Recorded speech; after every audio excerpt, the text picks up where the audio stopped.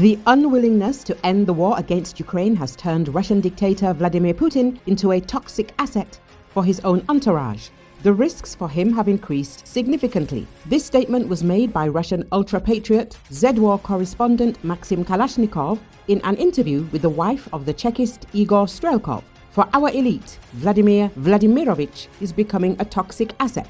They will try to make peace with the West to get out of this war. And here, different options are possible. We are walking on the edge of a new Gorbachevshchina, a new perestroika, an attempt to make peace with the West, to beg for forgiveness through concessions, said the Z-War correspondent. He clarified that the dictator's position is being aggravated by the economic hardships that have befallen the Russian Federation. The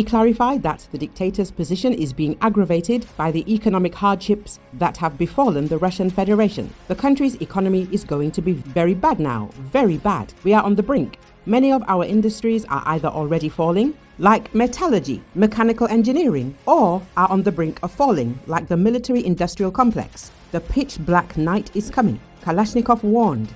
Russia is slowly losing the economic conflict at a roughly equal pace. The Kremlin's oil export revenues are too low to sustain a high-intensity war, and nobody will lend Vladimir Putin a kopeck. Russia's overheated military Keynesian war economy looks much like the dysfunctional German war economy of late 1917, which had run out of skilled manpower and was holed below the waterline after 3 years of Allied blockade, as the logistical failures of the Ludendorff offensive would later reveal. Putin's strategic victory in Ukraine was far from inevitable a fortnight ago, and it is less inevitable now after the Assad regime collapsed like a house of cards, shattering Putin's credibility in the Middle East and the Sahel. He could do nothing to save his sole state ally in the Arab world. The limits of Russian military power has been revealed, said Tim Ash, a regional expert at Blue Bay Asset Management and a Chatham House Fellow.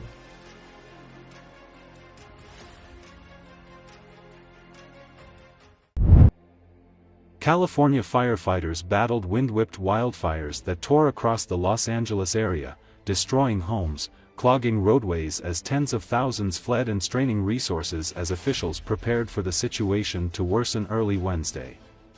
A blaze ripped through the city's Pacific Palisades neighborhood, a hillside area along the coast dotted with celebrity residences.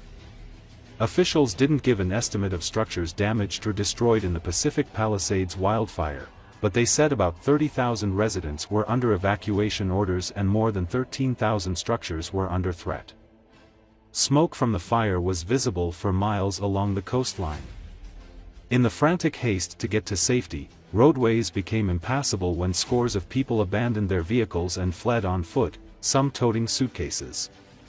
The traffic jam on Palisades Drive prevented emergency vehicles from getting through, and a bulldozer was brought in to push the abandoned cars to the side and create a path. Video along the Pacific Coast Highway showed widespread destruction of homes and businesses along the famed roadway. The erratic weather caused President Joe Biden to cancel plans to travel to inland Riverside County, where he was to announce the establishment of 2 new national monuments in the state.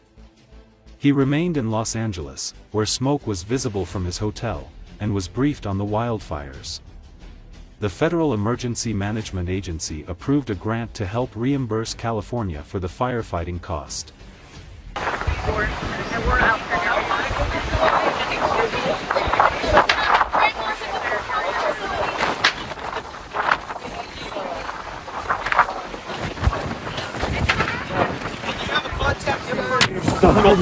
Yeah.